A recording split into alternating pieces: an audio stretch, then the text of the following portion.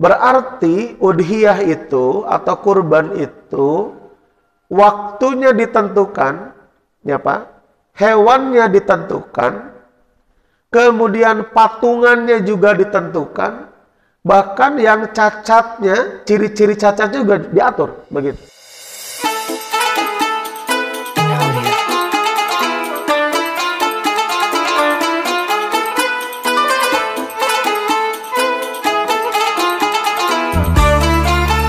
Alhamdulillah hamdan katsiran tayyiban mubarakan fih mubarakan alaih kama yuhibbu rabbuna wa yarda. Asyhadu an la ilaha illallah wahdah la syarikalah wa asyhadu anna Muhammadan abduhu wa rasuluhul lazi la nabiyya ba'dah. Amma ba'du. Uhayyikum bi tahiyatil Islam, bitahiyati Rasulillah sallallahu alaihi wasallam. Assalamualaikum warahmatullahi wabarakatuh. Waktu iman, di bulan ini masih di bulan Zulqa'dah, bulan Zulhijjah, sekitar tanggal 20, Pak, tanggal 20. Mudah-mudahan tidak ada perbedaan. Jadi tanggal 29 itu jatuh pada hari raya Idul Adha, ya, pada hari Kamis, kalau tidak ada perubahan, ya Pak. Nah, salah satu dari rangkaian ibadah di dalam bulan Zulhijjah ada pelaksanaan haji. Seperti saudara-saudara kita yang hari ini sudah mulai berdatangan di gelombang 1, gelombang 2-nya menyusul nanti Pak, sekitar tanggal berapa? 9 atau 10 ya. Kalau kita lihat mereka perjuangannya luar biasa Pak, dari mulai bersabar pada saat mendaftar, bersabar pada saat menunggu, dan bersabar pada saat mulai pemberangkatan. Vaksin polio mah, vaksin meningitis, can booster Pak, aduh, can administrasi ini itu dan lain sebagainya.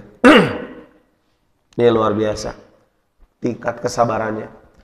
Itu belum, masih sabarnya ya Pak, ya, belum uangnya Pak, karena pelunasannya itu tidak hanya pelunasan yang dibayarkan Pak, tapi yang kecil-kecil kayak paspor kan begitu Pak. Kemudian juga vaksin, walaupun gratis, tapi ada saja biaya admin yang harus keluar itu. Baik, ikhwatul iman, selain itu juga ada kegiatan saum Arafah, gitu, bagi kita yang tidak berangkat haji. Kemudian juga ada apa itu? Penyembelihan hewan kurban dari tanggal 10, 11, 12, 13, 4 hari. Jadi kita boleh melaksanakan 4 hari, sama persis seperti orang yang sedang haji. Yang haji ketika melaksanakan hadiyu karena hajinya haji tamatu Pak. Jadi wajib menyembelih hewan kurban itu di saat tanggal 10, 11, 12, 13. Kalau mereka tidak mampu membeli atau memang kehabisan, saumnya 10 hari Pak. 3 hari pada waktu di sana, waktu hajian, dan 7 hari ketika kembali ke Indonesia. Jadi tanggal 11, 12, 13, kalau kita mah haram saum ya Pak ya, ayam mutasrik ya. Nah, bagi mereka yang tidak haji, saum 3 hari itu. Dan pas pulang ke Indonesia, wah, katanya samayoran Pak, uang ke Indonesia deh. Saum deh 7 hari gitu. Nah itu, kemudian ada salat Idul Adha seperti yang biasa kita laksanakan. Hanya sedikit berbeda saja. Kalau Idul Adha, Rasulullah biasanya tidak sarapan dulu Pak. Beda dengan Idul Fitri. Idul Fitri pasti Rasul sarapan dulu. Idul Adha itu tidak sarapan dulu. Makanya identik di antara kita menyimpulkan Idul Adha itu lebih pagi gitu. Karena mungkin pertimbangannya yang di situ. atau juga pertimbangan supaya penyembelihan kurban yang dititipkan begitu pada panitia itu bisa lebih awal dilakukan gitu. Dan kenapa lebih pagi? Ya sebetulnya tidak ada hukum di sana, hanya urfi saja, adat atau kebiasaan saja. Ya diantaranya ya di kita jarang yang mudik Pak, kalau Idul Adha itu ya jarang yang mudik gitu. Nah kemudian juga yang menarik adalah takbiran Pak. Takbiran pada saat Idul Adha ini cukup panjang. Beda dengan Idul Fitri. Kalau Idul Adha itu mulai takbirannya pada saat kita sedang saum. Jadi tanggal 9 Arafahnya, tanggal 9 Zulhijjah kita saum. Nah ba'da subuh itu sudah mulai takbiran Pak. Sudah mulai takbiran. Terus Pak, sampai kapan? Sampai tanggal 13. Jadi tanggal 9, 10, 11, 12, 13, 5 hari. Nah tanggal 15, tanggal 13-nya itu selesainya asar Pak. Asarnya closing, takbirannya. Makanya ibu dan bapak boleh melakukan takbiran ini misalnya setelah sholat wajib Pak. Misalnya di sini pada sholat subuh takbiran sekitar 10 atau 15 kali begitu. Baru nanti setelah sholat duhur berjamaah begitu. Ibu-ibu di rumah juga sama. Selesai wirid, takbiran dulu di rumah. Dan takbiran juga tidak harus dilakukan secara berjamaah. Munfarid juga tidak ada masalah. Baik itu ya, seulas saja beberapa kegiatan yang dilakukan pada saat Idul Adha. Dan perlu kita ketahui bahwa di dalam surat At-Taubah ayat 36, Auzubillahi minasyaitonirrajim. Inna iddatasy syuhur indallahi 12 syahran. Sesungguhnya bilangan bulan pada sisi Allah itu ada 12 bulan. Apa saja Pak? Muharram, Safar, Rabiul Awal, Rabiul Tsani, Jumadil Ula, Jumadil Akhirah, kemudian Rajab, Sya'ban, Ramadan, Syawal, Zulqa'dah, Zulhijjah. Nah, 12 bulan itu yang ditetapkan. Kemudian fi kitabillah itu adalah ketetapan Allah, ya. Yang ditetapkan yauma khalaqas samawati wal ard, di waktu Allah menciptakan langit dan bumi. Dan di antara 12 bulan itu, minha, di antara 12 bulan itu, arba'atun hurum. Ada 4 bulan haram. Haram di sana itu yang dihormati maksudnya Pak. Bulan yang dihormati. Kata Rasulullah, yang disebut dengan bulan haram itu adalah Zulqa'dah, Zulhijjah, dan Muharram. Nanti diselangi Pak. Diselangi beberapa bulan, loncat ke Rajab.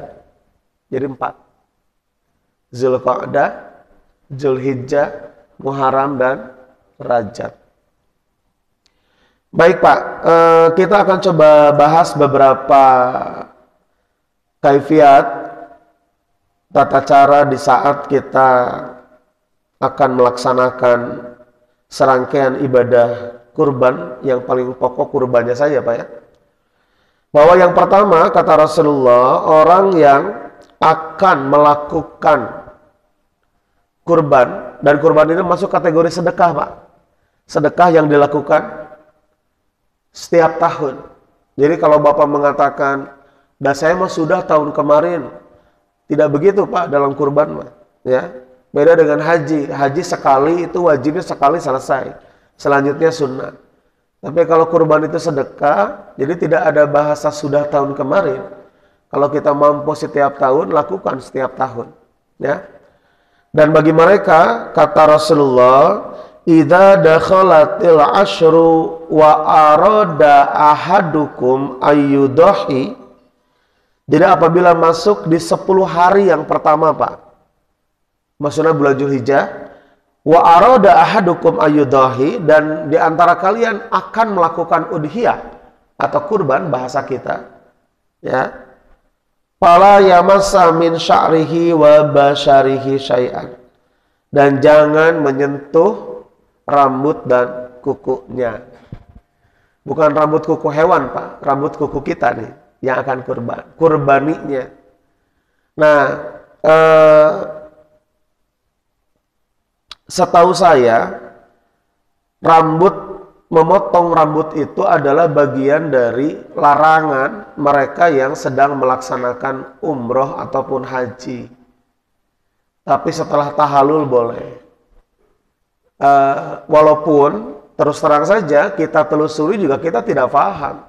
Kenapa tidak boleh memotong rambut gitu pada saat haji dan umroh. Tapi itulah syariat. Maka sama hari ini yang kurbani, yang akan berkurban dan memang sudah menyiapkan dananya untuk membeli sapi, kambing gitu, maka kesunahannya itu pada tanggal 1, nah nanti tanggal 20 Zulhijjah Pak, itu harus sudah membiarkan rambut dan kukunya. Gimana, apakah kalau dipotong tidak sah? Enggak, tetap sah, tidak ada masalah. Hanya itu bagian dari afdaliyahnya, keutamaannya seperti itu, begitu Pak. Ya, jadi tidak ada dam, misalnya Bapak memotong langsung ada dam, begitu, tidak ada. Ya, nah itu adalah bagian dari sunnah Rasulullah. Jadi hukumnya makruh kalau Bapak memotong kuku dan memotong rambut. Jadi begini Pak, ini sebetulnya bagian dari ketaatan ya. Kalau sehari-hari Rasul kan mengatakan begini, fitrahnya orang kaitan dengan kebersihan itu mencukur rambut, baik rambut kemaluan begitu, ataupun rambut kepala, itu adalah sunnah. Al-ibtu, memotong kuku juga bagian dari sunnah. Itu fitrahnya begitu Pak. Nah sekarang mah bagi yang kurbani, fitrahnya itu begitu, sunnahnya itu membiarkan begitu. Nah itu Pak ya. Itu poin yang pertama. Kemudian kita lihat di amaliyah ketika Idul Adha, kita menyebutnya adalah kurban Pak. Kurban berdasarkan pada surat Al-Kautsar, wanhar, kan begitu. Ibadah nusuk, ibadah kurban. Nah kurban itu di dalam Islam ada 3. 1 hadyu, yang kedua udhiyah, atau kita menyebutnya kurban, dan yang ketiga adalah akikah. Itu sama semuanya Pak. Semuanya menyembelih hewan kurban. Nah yang pertama hadyu, tadi sudah saya jelaskan. Hadyu itu adalah kewajiban menyembelih hewan kurban, begitu, baik kambing, sapi atau unta, tapi terkait dengan mikot makani wazamani gitu. Jadi kalau hadyu itu terkait dengan tempat dan waktunya. Jadi nggak boleh hadyu itu keluar dari kota Mekah, harus di Mekah. Jadi nggak bisa dititipkan di Indonesia misalnya untuk hadyu itu. Dan belinya juga di sana, begitu. Beda ketika melakukan haji kiron Pak. Kalau haji kiron itu kan bawa dari rumah, dibawa ke kota Mekah hewan sembelihannya. Nah kalau yang tamattu melakukan hadyu, belinya di sana dan menyembelih di sana. Kemudian juga terikat dengan waktu di tanggal 10 sampai dengan tanggal 13. Sedangkan kalau udhiyah yang kita lakukan ya, itu hanya terkait dengan mikot zamani, terkait dengan waktu saja. Tempatnya di mana saja boleh. Bapak rezekinya agak cukup nih. Misalnya Bapak beli sapi itu 1 oleh Bapak sendiri, tapi dibagi-bagi. Yang 1 di Garut gitu kan, yang 1 di mana lagi Pak? Misalnya di Sumedang, di Purwakarta. Ya mungkin rumahnya banyak Pak gitu. Kan kaditu Bali, kadia Bali kan begitu. Misalnya gitu, dibagi-bagi gitu. Ya.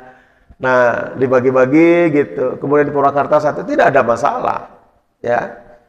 Dan kan harus adil ya Pak. Masa di Purwakarta saja, yang di luar kota tidak dikasih, kan masa iya ya Pak ya? Gitu. Ya, itu tidak ada masalah Pak. Jadi termasuk juga kurban dilakukan di luar ya luar provinsi, dan Bapak tidak menyaksikan juga tidak ada masalah. Yang penting yang ada amanah, yang diamanahinya memang bisa melaksanakan. Nah, yang ketiga kurbannya itu ada akikah, Pak. Nah, kalau akikah memang agak terbatas syarat ketentuannya. Pertama, akikah tidak bisa selain kambing gitu. Sedangkan kalau udhiyah sama hadyu itu boleh selain kambing begitu. Ya. Nah, akikah nggak bisa dengan sapi. Walaupun bapak misalnya saya emang nggak senang kambing, ya nggak masalah ya, memang harus dengan kambing begitu. Kemudian juga kalau lahirnya anaknya laki-laki, menyembelihnya 2, anak perempuan 1. Kalau kembarnya laki-laki perempuan Pak, jadi 3 kan? Ya kalau kembarnya laki-laki perempuan itu sepasang begitu, jadi 3 begitu. Nah itu akikah, dan akikah memang Rasulullah menetapkan di hari ke-7 Pak. Penyembelihannya itu bertepatan dengan apa? 1, menetapkan nama. Yang kedua, mencukur rambut kepalanya. Begitu. Itu adalah pas hari ke-7. Nah, cara ngitungnya begini Pak. Cara ngitungnya. Jadi Bapak melihat patokannya maghrib. Jadi kalau anak yang dilahirkan oleh istri kita itu sebelum maghrib, ya Pak, maka dihitungnya hari ini. Misalnya hari ini apa? Hari Ahad Pak ya. Nah hari Ahad lahirnya itu jam 5 sore misalnya Pak. Maka itu dari Ahad, Senin, Selasa, Rabu, Kamis, Jumat, Sabtu. Oh berarti akikahnya hari Sabtu gitu. Tapi kalau lahirnya misalnya 6:30 pada maghrib, ngitungnya dari besok. Dari Senin, karena maghrib sudah masuk Senin gitu. Kalau dalam hitungan Hijriah, Senin, Selasa, Rabu, Kamis, Jumat, Sabtu, Ahad. Oh berarti akikahnya hari Ahad, gitu. Terus kalau tidak ada gimana Pak? Tidak ada kambingnya. Ya Bapak tetap laksanakan. Cukur rambutnya tetap dilaksanakan Pak. Menetapkan namanya tetap juga dilaksanakan. Begitu. Baik, sekarang bicara tentang urman kurban. Urman atau patungan kurban. Kata Rasulullah begini. Ketika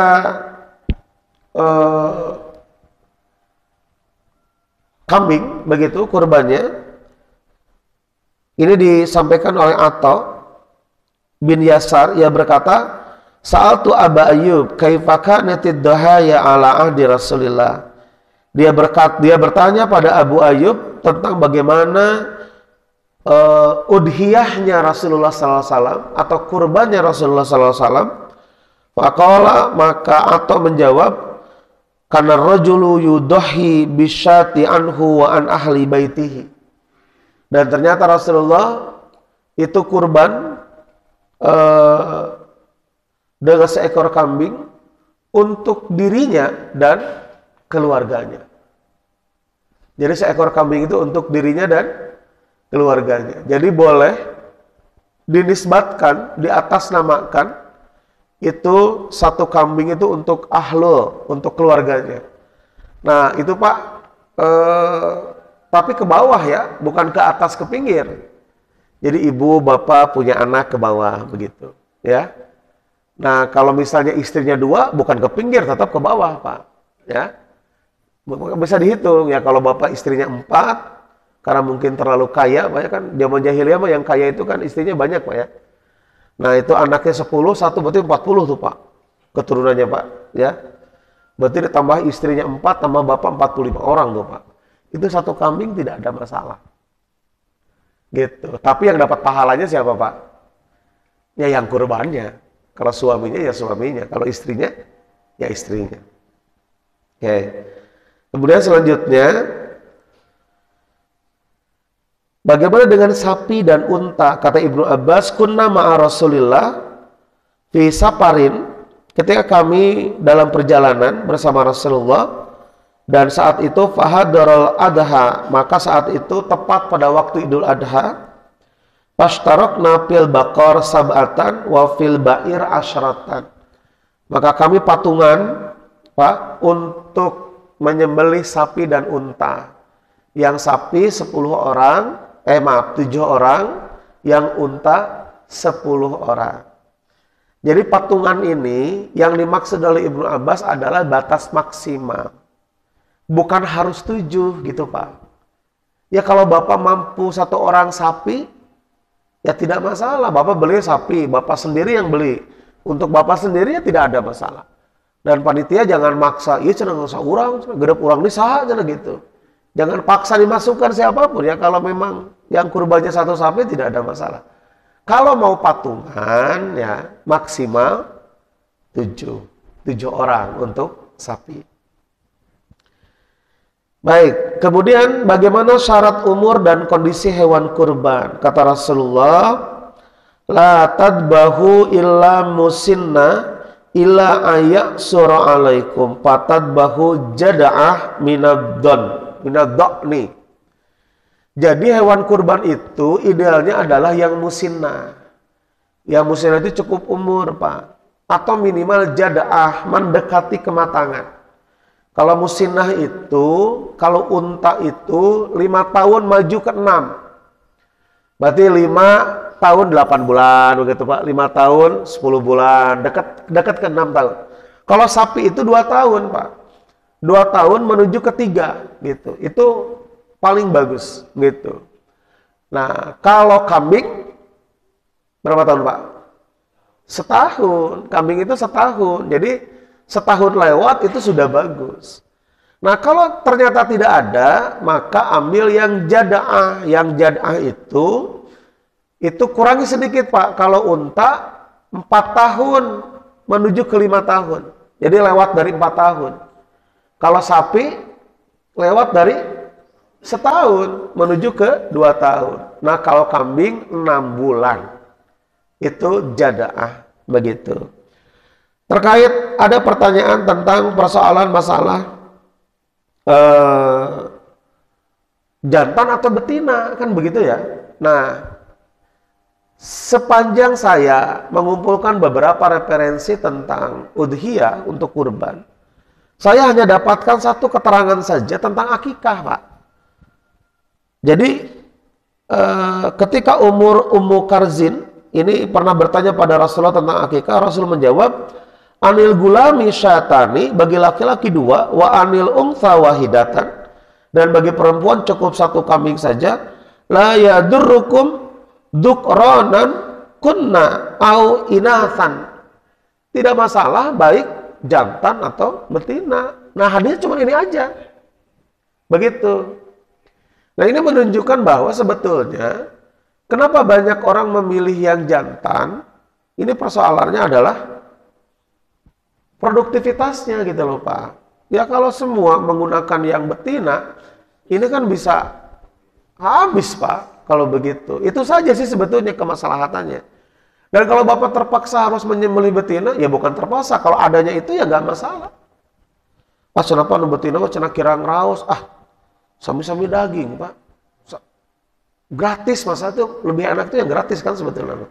Gitu. Kalau terus udah bayar biasa nama Pak. Sama saja, tidak ada masalah Pak, sebetulnya, baik jantan ataupun betina. Tapi kalau mereka yang biasa menyembelih suka mengatakan begini, Pak, sebetulnya menurut kami, ya para tukang jagal, sapi yang bagus itu sapi lokal sebetulnya. Sapi lokal itu sapi yang di kita gitu Pak. Jadi itu lebih gurih Pak sebetulnya, ketimbang sapi limosin yang luar begitu. Kemudian limosin itu terkenalnya besar, tapi airnya banyak Pak. Bapak kalau sudah menyembelih, ya, kemudian digantung dagingnya, itu airnya turunnya banyak. Tapi kalau yang lokal itu padat begitu. Nah, jadi kenapa Rasulullah tidak pernah menyentuh persoalan itu? Artinya bahwa kita yang mengukur, kita nyamannya yang mana? Ya kalau bapak-bapak nyamannya dengan limousin, ya silakan saja, tidak ada masalah. Nyamannya dengan sapi lokal juga tidak ada masalah, begitu ya. Baik, itu tentang kriteria, dan kata Rasulullah, hati-hati ada 4 cacat yang tidak boleh pada hewan. 1, la tajuzu fid duhayal aura al-bayyin auruha wal marida al-bayyin maraduha al-arja al-bayin doluha wal kasirul lati la tunqi. Ya kata Rasulullah, 4 cacat yang tidak boleh dilakukan: juling Pak, atau buta sebelah, itu tidak boleh. Kemudian sakit yang benar-benar sakit, kayak tahun kemarin Pak, aduh susah banget ya itu nyari itu Pak. Iya itu, jadi ada penyakit mulutnya PMK itu Pak. Aduh luar biasa itu. Itu agak susah, makanya wajar kalau kemarin banyak yang beli sapinya kurang maksimal itu. Jadi kecil gitu Pak. Nyari yang gede juga kalau penyakit merupakan masalah gitu. Kemudian juga tidak boleh berkurban dengan sapi yang pincang gitu Pak. Dan hewan yang telah tua yang tidak bersumsum. Ini yang lebih dari 3 tahun Pak. Sapi itu yang tidak bersumsum, itu tidak boleh kata Rasulullah. Nah, kemudian kata Rasulullah, bagaimana syarat waktu menyembelih? Rasulullah SAW bersabda, "Man dabaha qabla shalah fa innama dabaha li nafsih, wa man dabaha ba'da shalah faqad tamma nusukuhu wa asaba sunnatal muslimin." Nah, ini Pak. Kata Rasulullah, siapa yang menyembelih sebelum sholat, Pak innama dabaha li nafsih, ayatnya menyembelih biasa Pak. Tidak disebutkan menyembelih kurban. Ya kayak Bapak motong ayam pada waktu Idul Adha gitu. Untuk bikin gulai, untuk bikin soto atau apapun, menyembelih biasa, termasuk sapi, termasuk kambing. Ketika disembelih sebelum sholat gitu Pak. Tapi ketika disembelih setelah sholat, faqad tamma nusukuhu, maka sembelihannya sempurna begitu. Dalam arti itulah yang disebut dengan udhiyah. Jadi jangan memotong sebelum sholat, harus setelah sholat Idul Adha. Kemudian itu adalah asaba sunnatal muslimin, itu yang tepat sesuai dengan sunnah begitu. Pak, coba ambil ininya, ambil substansi hukumnya. Berarti udhiyah itu atau kurban itu waktunya ditentukan, ya Pak, hewannya ditentukan, kemudian patungannya juga ditentukan, bahkan yang cacatnya, ciri-ciri cacat juga diatur, begitu. Jadi ada pertanyaan, Ustadz, kalau patungan kambing satu kelas ada 30 orang murid, gimana tuh pas waktu Idul Adha? Kan begitu ya pertanyaannya? Iya, kembali ke sini. 1, hewan itu disembelih ada waktunya yang jelas. Berarti kalau di luar waktu kan bukan udhiyah. Hewannya juga jelas. Patungannya berapa juga jelas. Gitu kan? Terus syarat-syarat hewan, baik cacat ataupun umurnya jelas. Nah, keluar dari ini berarti tidak masuk kategori. Nah, tapi patungan di sekolah itu sebagai riyadhah yang disembelih setelah sholat, itu tidak masalah Pak, sebagai latihan, edukasi terhadap anak-anak. Hanya tidak boleh ditetapkan sebagai bagian dari hewan kurban. Terus nggak bagikannya gimana? Ya bagikan saja. Baik oleh anak-anak, 30 orang dimakan bersama, bagikan oleh mereka ke tetangga, terserah anak-anak. Itu sebagai riyadhah. Hanya tidak ditetapkan sebagai bagian dari kurban. Gitu. Nah kemudian selanjutnya batas akhir penyembelihan. Kata Rasulullah SAW, nah Rasulullah SAW an saumi ayyamit tasrik salasati ba'da yaumin nahar. Nah, dalil ini ditetapkan ketika hari tasrik dilarang saum, maka hari tasrik itu adalah batas akhir dari penyembelihan. Sehingga kalau bapak-bapak tidak sempat hari ini menyembelih, karena harus bergabung dengan masjid yang ini, kemudian sempatnya baru besok misalnya, tidak ada masalah. Yang jelas 4 hari Pak. Termasuk yang tidak ada rezekinya, tidak bisa kurban tanggal 10, tiba-tiba dapat rezekinya di tanggal 13 Pak. Ya sudah, injury time kan yang terakhir tuh, langsung kurban saja begitu Pak. Ya, tidak ada masalah. Nah sekarang terkait dengan pembagian daging kurban. Kita suka mendengar cina kurbannya cina bagi sepertiga, sepertiga untuk mustahik yang miskin, sepertiga untuk yang kurban, sepertiga ke panitia, cina gitu. Ya. Atau sepertiganya untuk yang kaya, karena orang-orang kaya juga diberikan, sepertiganya untuk yang miskin, sepertiganya untuk yang kurban. Nah, ikhwatul iman, konsep sepertiga ini memang tidak diketemukan, tidak didapatkan model seperti itu. Yang kita tahu, ini ada di dalam Al-Quran itu sendiri. Ya, kalimatnya itu adalah Fakulu minha wa'at'imul ba'isal fakir, ya. Dan di dalam Al-Hajj ayat 28, wa'at'imul qani wal mu'tar. Ikhwatul iman, di dalam Al-Quran disebutkan kulu, makanlah oleh kalian daging itu, kemudian at'imu, berikan makan pada mereka orang-orang miskin. Jadi kalimat ba'isul al-ba'isal fakir, ini al-ba'isal fakir itu Pak, yang benar-benar miskin begitu, baik karena faktor perjalanan ataupun memang karena memang benar-benar miskin, benar-benar tidak mampu, atau at'imul qani wal mu'tar. Al-qani wal mu'tar juga orang miskin, hanya bedanya al-qani itu dia miskin tapi dia tidak berani meminta, karena apa di orang tanya nu miskin teh bebeja cicing era kita minta, dia menjaga dirinya dan keluarganya, kehormatannya. Ada lagi orang miskin teh wani menta punta penta begitu, ya, berani meminta. Ada yang seperti itu, nu miskin teh gitu, bos-bos curhat ka ditu teu boga beas, curhat ka dieu teu boga beas, lantaran curhatna ka 5 orang atuh menang beasna loba gitu kan ya. Dan Rasulullah tidak menetapkan bahwa orang miskin itu adalah profesi Pak, ini hati-hati. Jadi tidak ada profesi meminta-minta. Dalam Islam itu ada hukum tersendiri tentang konsep meminta-minta. Kalau meminta-minta menjadi profesi, menjadi pekerjaan, itu haram hukumnya. Bahkan Rasul mengatakan itu selevel dengan orang yang mencuri, Pak. Jadi ada aturan meminta-minta itu. Nah lalu kemudian hikmahnya kenapa Rasul menegaskan al-qani wal mu'tar, ada yang berani minta dan ada yang tidak berani minta, kaitan yang miskin.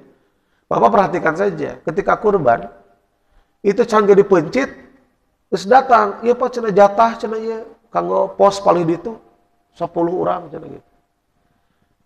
Gitu kan? Can dipencit, do mana mah, atau sapina can dipencit, geus minta jatah kan begitu. Iya cina kanggo, itu cina pemuda mana, beureun gitunya, iya pemuda mana, beureun gitu. Lembaga mana. Nah, memang Allah Subhanahu wa Ta'ala sudah memperhitungkan itu. Jadi kurban mah tong baru nu miskin, anu beung harga resep nu kurban. Padahal orang yang punya harta dia tinggal beli ke pasar kan selesai ya. Tapi nggak bisa Pak. Jadi ada sensasinya tersendiri begitu mendapatkan hewan kurban itu.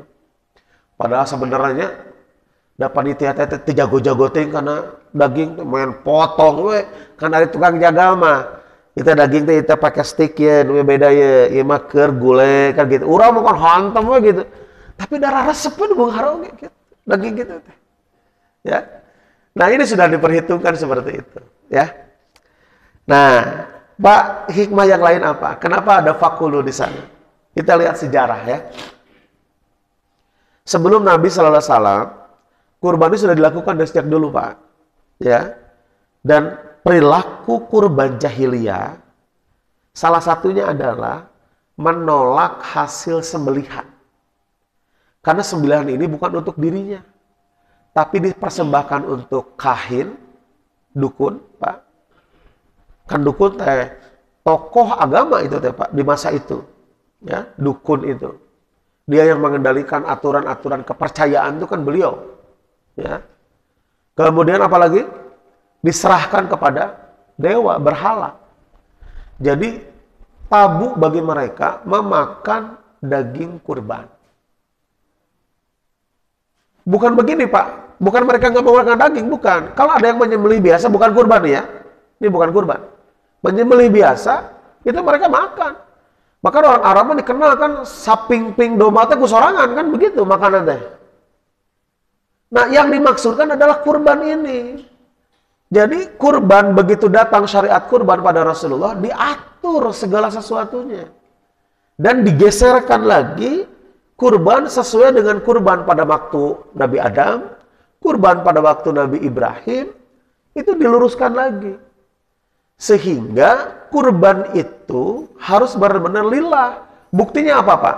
Begitu menyembelih, itu harus fadkurusmallah, harus menyebut nama Allah. Bapak tidak menyebut nama Allah, maka hewan yang kita sembelih ini haram untuk dimakan, tidak boleh. Makanya termasuk menyembelih ayam, namanya ayam, naon we gitu eta manuku urang disembelih, itu harus menyebutkan nama Allah. Nah, itu adalah sebagai prinsip dasar berbeda bahwa kurban yang bukan lillah, bukan karena Allah, itu mereka tidak mau makan. Makanya fakulu minha. Nih, ada ulama saking ya Pak, saking menetapkan bahwa makan bagi orang yang kurbani, bagi yang kurbannya itu penting. Ini sampai menetapkan sebagai mandub gitu. Mandub itu sunnah yang benar-benar ditekankan begitu untuk dimakan gitu, untuk dimakan, dikonsumsi. Nah, fakulu di sini sebagai sebuah prinsip membedakan kita dengan mereka. Gitu. Apalagi nanti ada hadis Rasulullah yang mengatakan bahwa pahala orang yang kurban itu darahnya belum menetes ke tanah, pahalanya sudah sampai. Kemudian berapa jumlah pahalanya? Ya hanya Allah Subhanahu wa taala yang tahu. Bapak jangan begini, pahalanya cenah sebanyak bulu di sapi. Sok cenah hitung hiji-hiji cenah gitu ya. Enggak menggambarkan saking banyaknya begitu, Pak. Allah Subhanahu wa taala yang tahu. Pahalanya luar biasa. Ini pahala sedekah. Nah, kemudian di dalam Al-Qur'an saja surat Al-Hajj dikatakan bahwa Allah itu tidak membutuhkan daging, kulit yang tidak dibutuhkan oleh Allah. Ini membedakan dengan mereka. Kalau mereka kurban, justru daging kulitnya itu diserahkan begitu kepada dewa. Makanya dalam Islam tidak ada urusan itu. Allah tidak butuh itu. Yang Allah perlukan apa Pak? Bukti ketakwaan. Nah, bukti ketakwaan itu salah satunya adalah taat melakukan udhiyah. Itu bukti ketaatan. Ya Bapak-bapak setiap hari makan, yang merokok juga tidak pernah berhenti, gitu kan ya. Jajan dengan anak-anak juga terpenuhi. Masa iya sih kurban dengan 3,5 juta atau bahkan yang paling mahal 4 juta per orang, tidak bisa begitu Pak. Kita tidak bisa itu karena kita berpikir, nah hari ini harus ada 4 jutanya begitu. Tapi kalau Bapak masukkan kurban ini bagian dari kebutuhan kita, maka akan menabung tuh Pak. Setiap bulan itu berapa. Dan nanti pada akhirnya dana itu bisa kita keluarkan untuk sedekah, untuk kurban. Ya kalau Bapak berpikir hari ini harus ada 4 juta, harus ada 3,5 juta, paling kecil ya Pak, 3,2 juta, paling kecil misalnya untuk sekarang. Ya berat Pak, kalau mendadak mau begitu. Ya. Maka jadikan kurban itu bagian dari kebutuhan kita, ibadah itu. Kalau Bapak tidak masukkan itu, maka selamanya tidak akan kurban. Dan alasannya jelas. Wah, saya ada duitnya. Selalu saja bilang tidak ada uangnya. Padahal setiap hari Bapak makan tidak pernah terputus. Anu ngarokok ge meuli wae bisa begitu. Jajan juga tidak pernah kekurangan istilahnya. Walaupun memang tidak banyak, tapi akan selalu bisa saja jajan kan begitu. Masa kurban yang segitu tidak bisa? Jadi jadikan kurban ini bagian dari kebutuhan kehidupan kita. Jadi Bapak akan berpikir gimana caranya menabung begitu. Baik, itulah fakulu minha wa at'imu. Kemudian selanjutnya ada beberapa hal tentang keharaman memberikan atau menjual bagian-bagian dari hewan kurban atau memberi hasil penyembelihan kepada tukang penyembelih, Pak, tukang jagal. Kita lihat ini, Pak, ya. Nah, hadisnya begini. An Aliin, dari Ali, qala, ia berkata, amaroni Rasulullah sallallahu alaihi wasallam, Rasulullah sallallahu alaihi wasallam memerintahkan kepadaku, an akuma ala buddihi, supaya saya mengurus unta kurbannya, wa an atasaddaqa bilahmiha wa juludiha wa ajillatiha, dan saya juga diarahkan untuk bisa menyedekahkan dagingnya, kulitnya, pakaiannya. Pak, berarti Ali itu dia kapasitas sebagai apa? Rasul memerintahkan Ali untuk mengurus unta kurbannya. Berarti Ali sebagai apa, Pak? Panitia. Berarti panitia kurban itu sesuai sunnah Rasul, begitu. Dan yang disorot kenapa Ali? Ya Ali kan ketua kurbannya. Apakah hanya Ali saja yang kurban? Ya tidak, begitu. Tidak mungkin Ali saja. Pasti banyak orang yang membantu di sana. Nah, kata Rasulullah, sedekahkan semuanya. Daging, kurban, bahkan daging, kulit, begitu kan, semuanya sedekahkan. Termasuk di sini ada pelananya, karena kan suka ada aksesoris, Pak, si unta itu. Ya, atau kuda itu ada aksesoris, sapi suka ada aksesoris juga. Itu kadang disedekahkan juga aksesorisnya itu. Jadi kita maka jarang ya yang begitu ya. Nah, kemudian kata Ali, la u'tiyal jazzaro minha, dan kami sama sekali dilarang untuk jazar, memberikan upah untuk penyembelih. Berarti Bapak bayangkan, berarti untanya kan tidak satu, Pak, kalau pakai tukang jagal begitu. Jadi kenapa disebut jazar ini penyembelih? Bapak perhatikan, bukan penyembelih begini. Misalnya ketua DKM bisa menyembelih, lantaran sok mencit, jadi teka bagian daging dan tebunang cina gitu. Bukan begitu. Ini adalah profesinya tukang jagal.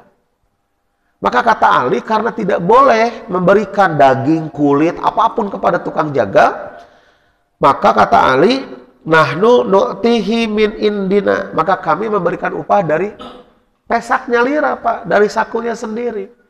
Jadi kalau bapak-bapak patungan kurban, hewan kurban 3.200.000, jatuhnya atau 3.500.000, jatuhnya 24,5 juta misalnya, Pak.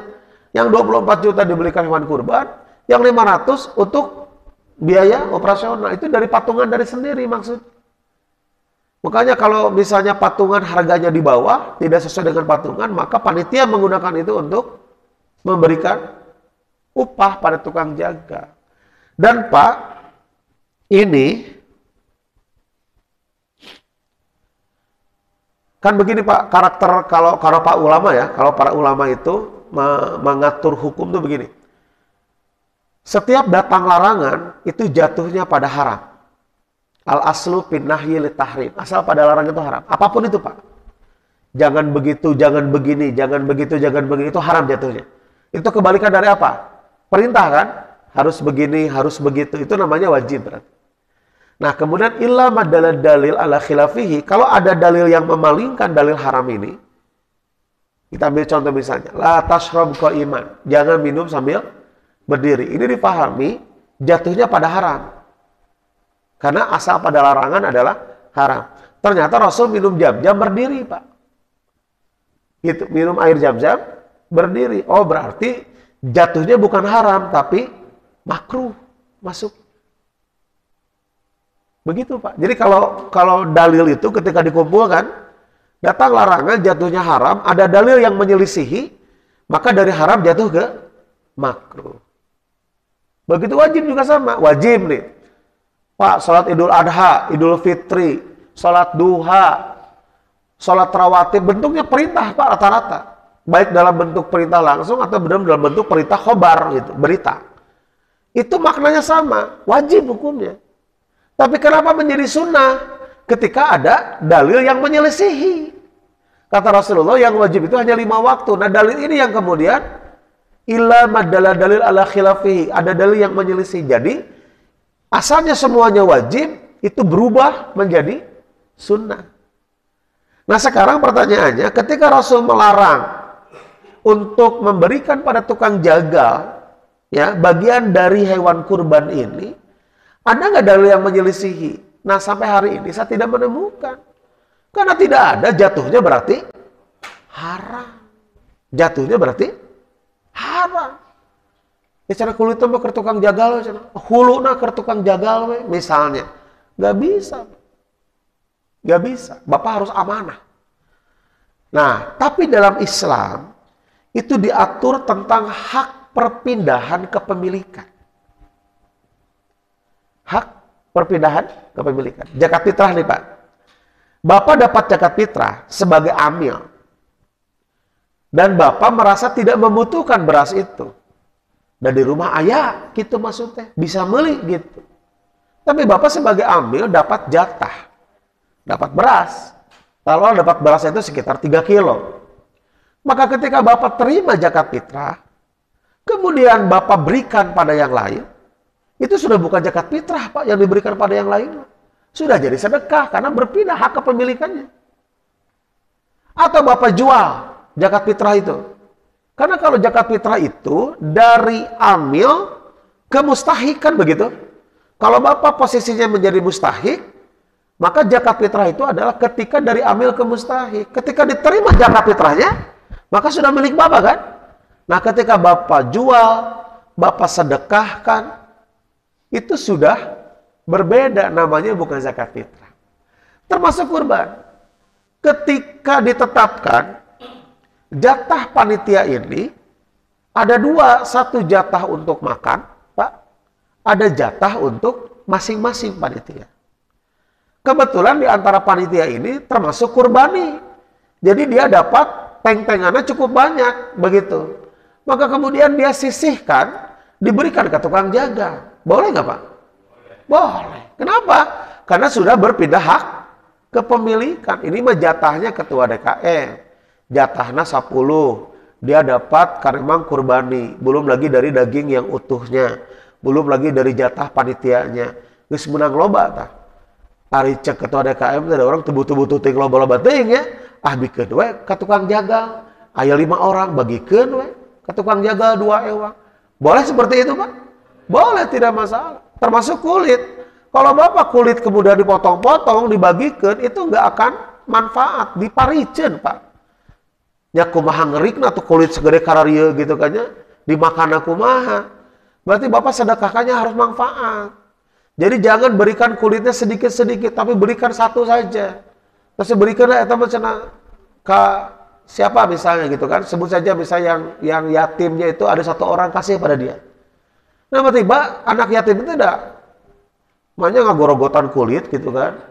Anak yatim juga berpikirnya kan mau gitu kan. Akhirnya kumaha atuh cara punten pangicalkeun. Nah, karena sudah berpindah hak kepemilikan, maka anak yatim ini menjual, maka kulit yang dijual itu bukan oleh panitia.